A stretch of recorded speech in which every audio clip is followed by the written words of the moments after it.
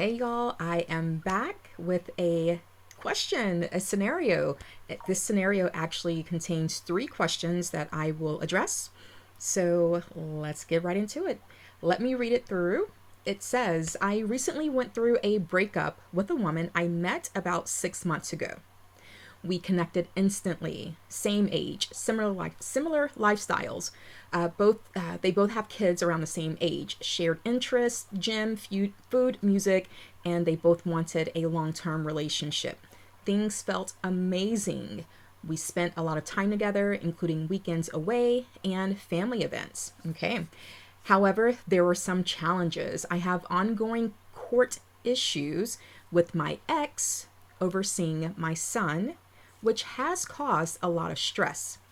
She's independent, has her own life, and has had a few previous relationships that didn't work out. Minor disagreements around friends and trust started to crop up, and while we talked them through, they seemed to affect her feelings about our compatibility. A few weeks ago, she ended things, saying she couldn't work through some issues and felt we weren't compatible enough. I tried to respond with kindness and respect, sending emails, explaining my feelings without blame. Sorry, I have something in my eye. She's replied advising me to be nicer and kinder to future partners, which hurt because I believe I treated her well. Okay. I'm feeling devastated. I also have suspicions that she might have moved on quickly or is seeing someone else, though I don't have proof. I still want her back, but I don't want to push or seem desperate. So here's question number one. How do I navigate these feelings without making things worse? Okay, key word, without making things worse. Navigating your feelings means to allow that space to be. The space of when she ended it, receiving that and accepting it, and just allowing the space to be. Therefore, you, as you want to navigate your feelings without making things worse, during that, by giving space, that allows you the time to reflect and to go through whatever healing process you also need to go through. It allows you to not make things worse by not seeming pushy, by not reaching out constantly without not seeming as if you just don't get the picture of her ending things and wanting to step away for whatever her reasons are.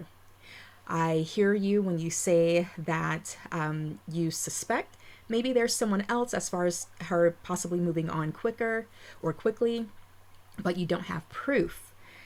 Just stop thinking about it. I know it's easier said than done, but just stop thinking about it and accept the fact that she wanted to end things. There was a piece of information that you said that she replied to, with, I guess, to one of the emails that you sent. When you said sending emails explaining your feelings without blame. But her reply was to be nicer and kinder to future partners. Now, you also mentioned that you believe you treated her well. And maybe you did. Maybe you did according to what treating her well means to you.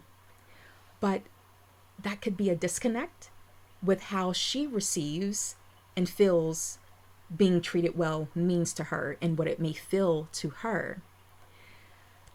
In the conversations that you all were having with the disagreements and around friends and the trust that started to crop up that you mentioned, I don't know what those conversations were like, but if she made it blunt in that email, that reply of saying being nicer and kinder, take it for what it is.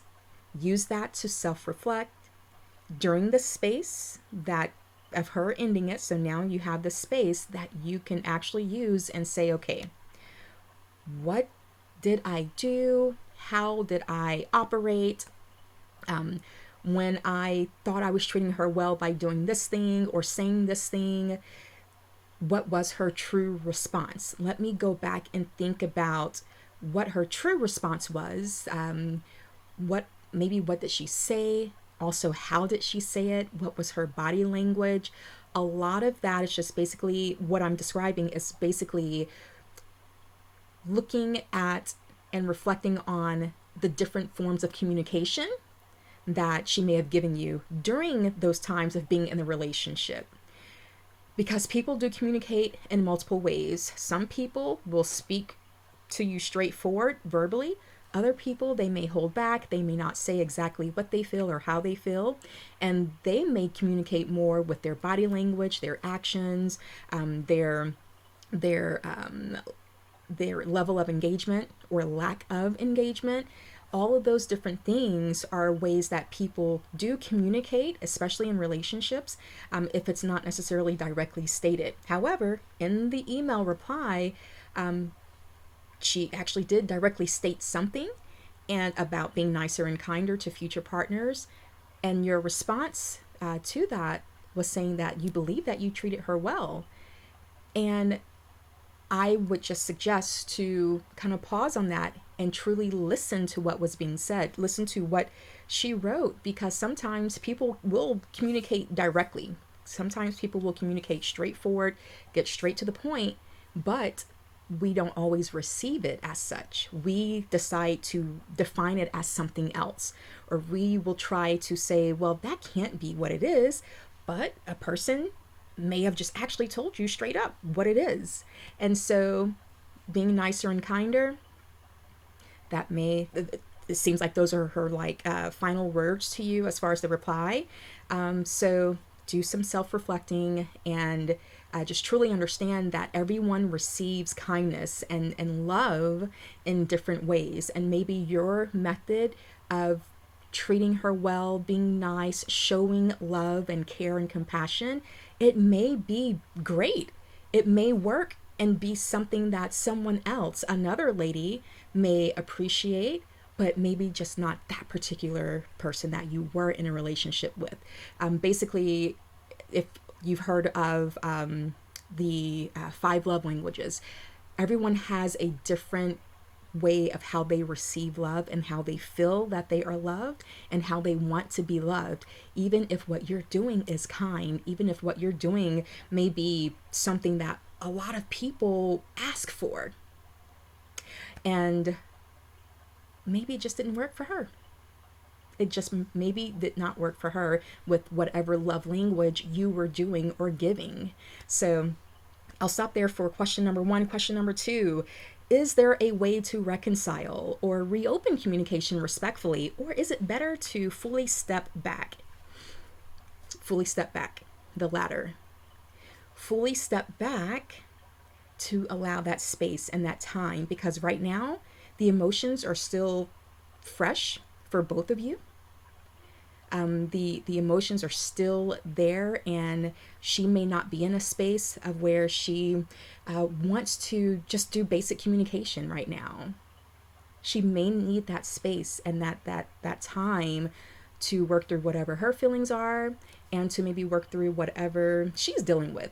But also for you, make sure that you are allowing yourself the time to work through whatever your feelings are and what you're going through, because you also mentioned that where is it? You mentioned that you want her back, but you don't want to push or seem desperate. You have to you've got to get those feelings under control and just really lock in with where things are, what the reality is. The reality is she ended things. Right now, she's not wanting to do any sort of communication. Respect that. That's the best thing that anyone can do when someone says to back off, when someone ends a relationship, when someone no longer wants to be in touch or be in contact or communication. Respect their choice, respect their decision, so you don't make things worse. And oftentimes, depending on exactly what happened, oftentimes allowing enough time and enough space to be given, that person, once they've had time to work through their feelings, to make sense of things on their own, they may they may get to a point of where, for lack of a better term, their heart may soften, and they may be willing to receive things that you have to say, but it may be a little bit down the line, whether it be weeks or months. For some people, it may be years. Again, it really just depends on exactly what happened in the relationship. But some people, if you just give them time, give them space, and show that you respect what they're asking for, sometimes that allows a person to say, you know what? I appreciate that they respected my requests and they respected what I needed. And they may kind of drop some of those walls and reopen communication. They may be willing to receive that communication from you. Let me make sure I answered this question thoroughly before I move to the third. Is there a way to reconcile or reopen communication respectfully? Or is it healthier to fully step back? Yeah, definitely healthier to just fully step back for both of you. But especially for you, the one who wrote this, you want to fully step back and just give it time. Reconciliation, it definitely requires both people. And so right now, you don't want to try to push anything. Well, period. You never want to try to push anything.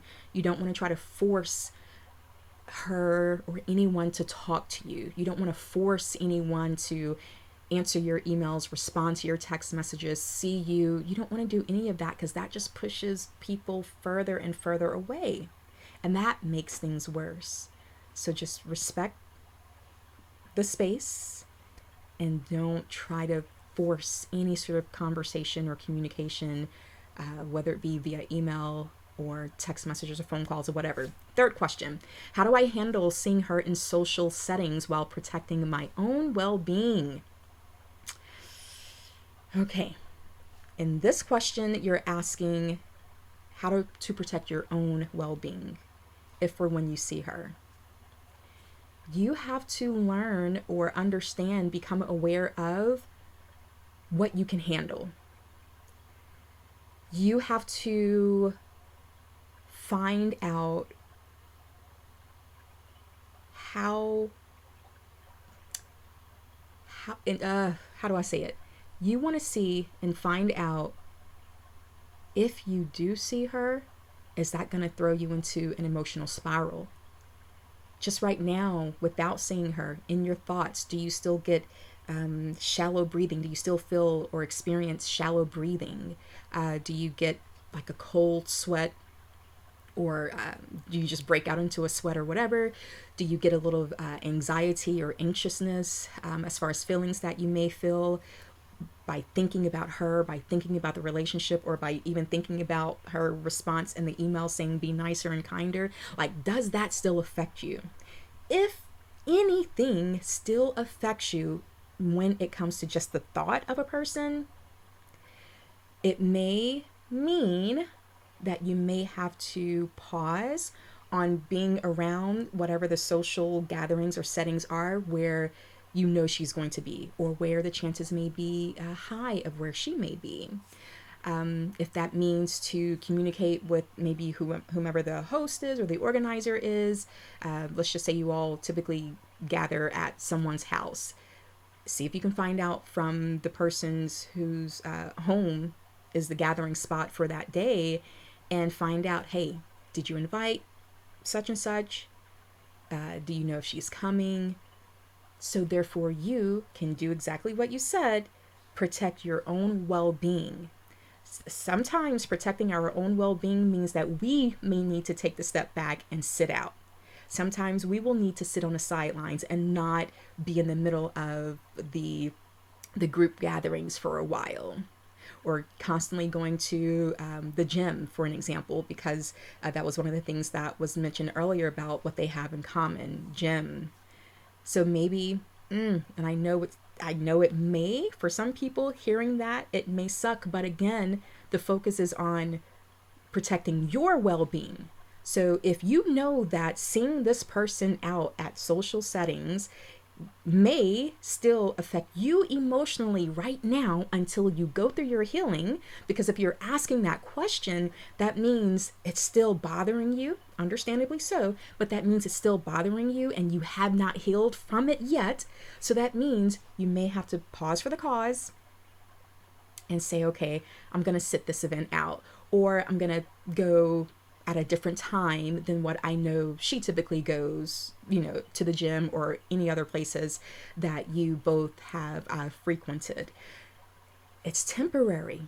It's okay. I know some people may hear this and receive it as, oh, I'm not changing my lifestyle, or I'm not going to change what I do. That's your choice. But if the focus and the intention based off of this third question saying protecting my own well-being, you have to do what you need to do to protect yourself, meaning to remove yourself from certain situations until you can get to a point of where it doesn't bother you and you can be back in those environments. You can be back around that person without it sending you into an emotional spiral, or you having to get back into your thoughts, or you doing something or saying something that is not healthy that you may regret. So if the focus is protecting your own well-being, for those who are listening to this and they're not receiving that well, sometimes we've got to check our ego. Check the ego, check the pride, and you just have to sometimes make the mature decision, the responsible decision of saying, this is my gym too, but you know what? If I see this person right now, I'm just not ready to see this person right now. So I'll change my schedule or adjust my schedule in the meantime. Again, it doesn't mean it has to be a permanent choice, just long enough for you to be able to do your work, your self-work, your self-healing, and then get to a place of where you can get back to your regular routine and all is well. So, what do y'all think about this question? What do y'all think about this scenario? I believe that I know a lot of people go through something similar. Of course, the specifics may be different, but I know a lot of people deal with this. So put your comments and your thoughts in the comments section. Let me know what additional advice would you give this person to their 3 questions. Have you yourself been in this situation? If so, what helped you? Let us know in the comments. If you have, if you're needing to work through something, if you're currently dealing with a situation like this or anything else, you can reach out to me by going into the description. My link is in the description itself of how you can contact me. Book some time on my calendar, book a consultation, and we'll get the conversation started. Let me know what it is that you're going through, and I will see how I can assist you on moving through it or moving forward or getting whatever it is that you want to get going. Until next time, talk to you soon. Bye-bye.